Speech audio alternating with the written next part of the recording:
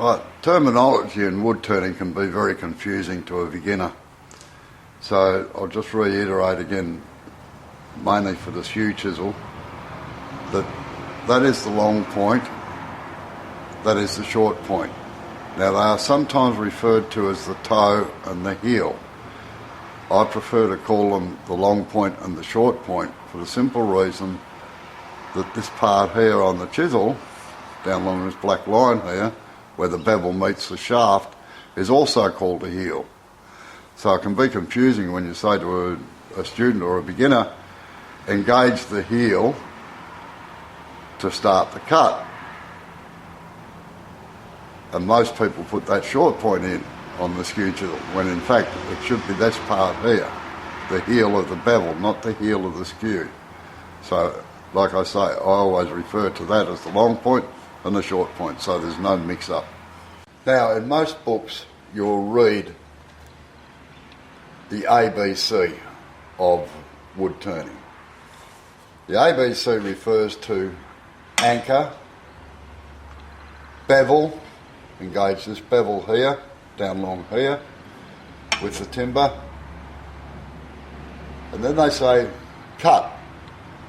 Now, everybody thinks that to start a cut, you actually just lift the handle up, but you don't. It actually slides backwards in order to engage the cut. So the way that I describe it is that anchor, engage the heel of the bevel and slide it back to start the cut. Now naturally when you're sliding it back, because it's reducing in diameter down, it's sliding down here, the handle does lift. But it is confusing to a new person that if you just lift the handle, what normally happens is that it gets lifted off the rest down in here, and the next thing it gauges a cut up the top there and goes whack down into the rest, frightens hell out of everybody. And if you've got your finger in the way there to guide it, generally end up with a blood blister. So anchor, engage the heel of the bevel and slide and lift the handle so that the cutting edge becomes engaged, like this.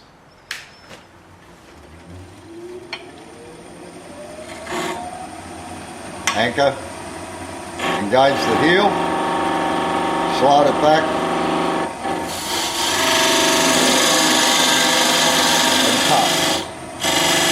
Now, this is where it gets a little confusing because it says rub the bevel.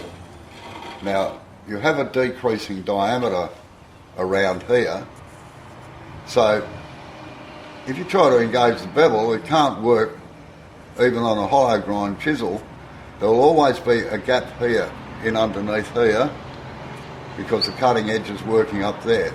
It's this little bit just along here that does the cutting. So, but the bevel does control the depth. If you put it in further and further and further, it will take a deeper cut, like this. And I'll try not to say this too many times, but it's good to get it into your head.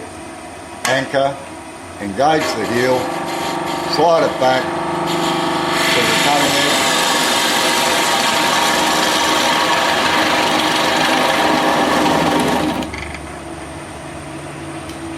Now, you'll notice that as you're getting down in diameter, this actually describes an arc across the face, like that, because you're raising the handle up to keep the cut engaged. Now, the further you raise the handle, the deeper the cut. It's logic, but sometimes it gets a bit hard to explain that to people. So, your bevel is your controlling factor in all things to do with chisels. That little nip. Once you understand that, suddenly everything becomes fairly easy, but the bevel has to control the cut. When I was taught turning, there was the 345s. What they referred to was that the angle of the handle here must be at 45 degrees to the ground, or the lathe bed. The second 45 referred to the angle here, to the work, with the exception of the roughing gouge. The roughing gouge is only a few degrees off centre in most cases and used almost at right angles to the work. The third 45 referred to the angle of the flute, 45 degrees that way, and the flute always faces the direction you are cutting. So if you're moving this way, flute faces that way. If you're going back that way, the flute faces that way. You might be wondering what this has to do with using a skew chisel, but the difference between gouges and skews is important. Now, I have to mention at this point here, the production turners don't move their tool rests around very often. They sort of stay fixed and away we go. The reason being is that most of them are fairly big, and that anything that takes up time costs us money, so we leave them where they are and operate around that way. If you want to see a good production turner in operation, look up an Englishman called Steve Jones on YouTube. He goes under the thing of Wood Turner 21, and he's just a joy to watch. Now, as I said, the gouges work here, skews like working up there. We don't move, we work here. But for beginners, it's better to get up on the top here. Now, with a gouge, if you are cutting here,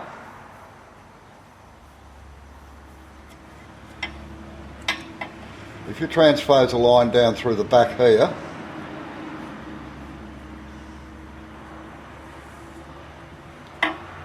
that should be sitting on the tool rest to support the cutting edge up here. So you've got two methods of support with gouges and parting tools and things like that. You have the bevel supporting the cut, and you have the tool rest also supporting the cut.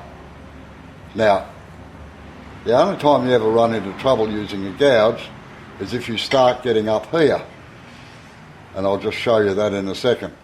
So wherever you are cutting must be supported by the tool rest when you're using gouges.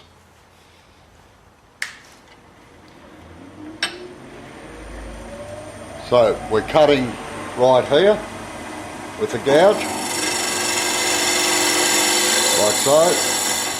Now, I have to let the tool rest down because this gouge is so wide that I can't do it otherwise. Don't try this at home. You'll probably do it accidentally enough times without worrying about doing it deliberately like I'm going to do. So you've got your cut here. If you start rotating the gouge around and maintaining the cut there, that's the reaction you'll get. It will just spin around like that and probably ruin the job that you're working on. So don't do it. Now, the problem is that the skew chisel breaks all the rules. We can't support the cutting edge on the tool rest because it actually sits just on these short corners down here, and it's cutting up here. I'll just colour all this in.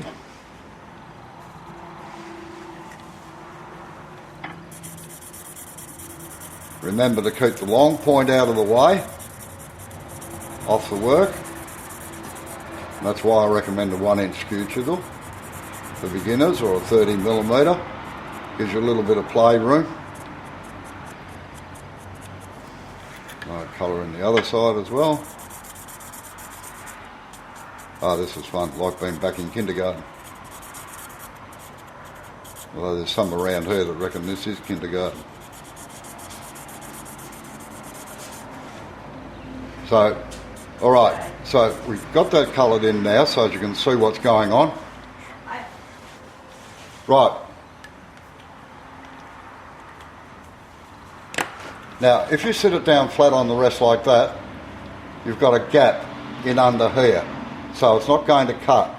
In order to bring that up to the cutting edge there, you've got to tilt the chisel up like that and close the gap down. So you're virtually levering over the heel of the chisel to get it up there. Now that in turn, when you do that, lifts the back here off the rest. And this is where the problems start, because you're supporting the cut with just the bevel itself and the tool is supported on the rest. So once you get those things there right, the chisel should cut nicely down along the timber. So I'll just start the lathe up.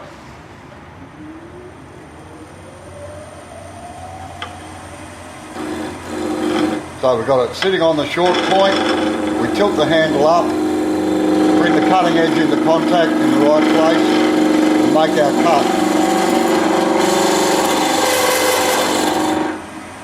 Now you can see from the shiny bits on the back here where the tool is actually rubbing, being supported by the bevel. Now the deeper you go, the longer that shiny bit will go. And you can take a fair bit off with a skew if you really want to. And as you can see, it's widened all this right out across here, still in the correct cutting edge. Now, the biggest problem is that a lot of people use a short corner. Now, the only time you ever use a short corner is if you're coming up to a little shoulder here. If you use a short corner to cut with, it raises the timber up here and generally splinters it as well. So always keep that short corner out of the way, unless you're coming up to a shoulder, and then you just slide the tool up, bring the short point into contact and come up to the shoulder like that. And as you can see, we've altered where the bevel was rubbing before. It's now back rubbing right in this little corner here, but it still has full bevel support because there's the line across there. In order to get the cutting edge into place, you lift the handle like this and you lever over the heel of the bevel, and you'll notice that with this black line here, there's not only an upward movement, it's actually a little bit of a twist as well to get it to come around. It's not much, but it's just enough. But the main thing is to keep pressure down on this, so when you're using it, it's like that, and you lift it up like that, that creates the gap behind that we saw previously, and then you're right to start turning.